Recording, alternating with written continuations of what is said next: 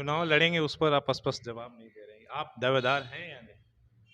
नहीं नहीं, अभी समय नहीं आया ना। अभी से उस पर बात करके क्या फायदा। मैं तो बार बार आपको कह रहा हूं कि विधानसभा चुनाव का जब बात चलने लगेगा तब विधानसभा पर बात करेंगे। तो आपको जमशेदपुर में किसी तरह का कांग्रेस का गुट अब दिख रहा है?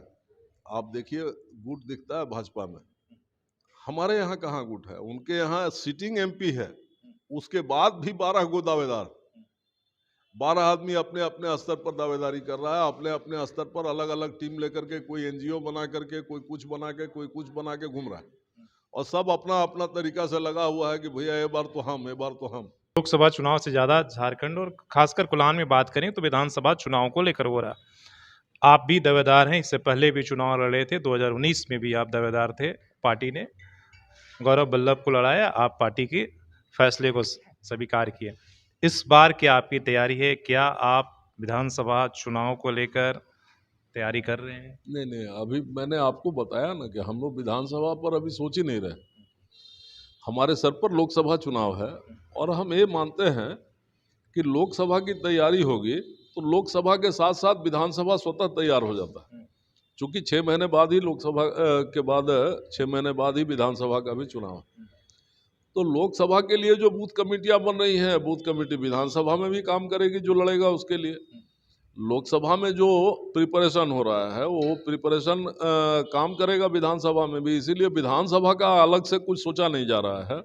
हम लोग का एम्बिशन, हम लोग का टारगेट एकमात्र अभी आज के दिन में है कि हम लोग लोकसभा चुनाव कैसे जीतें और कैसे यहाँ से यूपीए का इंडिया गठबंधन का अपना प्रत्याशी का जीत हो।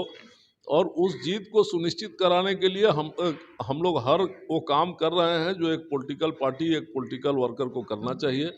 और हम आश्वस्त भी हैं कि ये 2024 का चुनाव जमशेदपुर लोकसभा सीट इंडिया गठबंधन का है और इंडिया गठबंधन यहाँ से जरूर जीतेगा।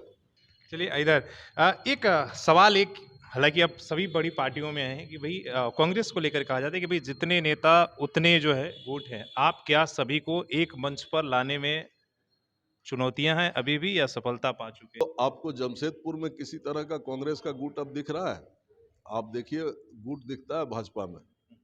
हमारे यहाँ कहाँ गुट है? उनके यहाँ सिटिंग एमपी है, उसके बाद भी 12 गो दावेदार। 12 आदमी अपने अपने स्तर पर दावेदारी कर रहा है, अपने अपने स्तर पर अलग अलग टीम लेकर के, कोई एनजीओ बना करके, कोई कुछ बना के, कोई कुछ बना के घूम रहा है। और सब अपना अपना तरीका से लगा हुआ है कि भैया ये बार तो हम, ये बार तो हम। हमारे यहाँ कुछ नहीं है ऐसा। सारे लोग एक प्लेटफॉर्म पर है, कहीं किसी पर कोई कंट्रोवर्सी नहीं है। सारे लोग, आप अभी देखें, हमने कार्यकर्ताओं का सम्मेलन किया था। दो दो पार्ट में जिला के कार्यकर्ताओं को बांटा था, क्योंकि आज के दिन में कांग्रेस का इंफ्रास्ट्रक्चर पहले के बनिस्पत 100 टाइम बढ़ा है। तो एक जगह संभव नहीं था, जिला में कोई ऐसा हॉल नहीं था जिस हॉल में हम लोग एक जगह कर पाते। तो हम लोगों ने इसको 2 खंड में किया कि एक घाटशिला अनुमंडल के लोगों का हम लोगों ने किया घाटशिला टाउन हॉल में। तो वहाँ भी आप देखेंगे कि 1000 से ज़्यादा हमारे कैडर थे वहाँ। सिर्फ कैडर जो पदाधिकारी हैं, पंचायत से लेकर के और जिला तक के, जो उस क्षेत्र में पंचायत से लेकर जिला तक के पदाधिकारी हैं, ये उनका बैठक था वहाँ। और उसी तरीके से यहाँ बैठक था। आप देखेंगे कि दोनों बैठकों में सारे लोग एक साथ थे। चाहे आप डॉक्टर साहब की बात करें, आप बन्ना जी की बात करें, आप बालमुचू जी की बात करें, सब लोग थे। एक बैठक में बन्ना जी नहीं थे, चूंकि उनको मंत्री भी हैं, एक अपनी बड़ी जिम्मेवारी है। तो एक बैठक में उनके नहीं होने के पीछे रीजन नहीं था कि उनको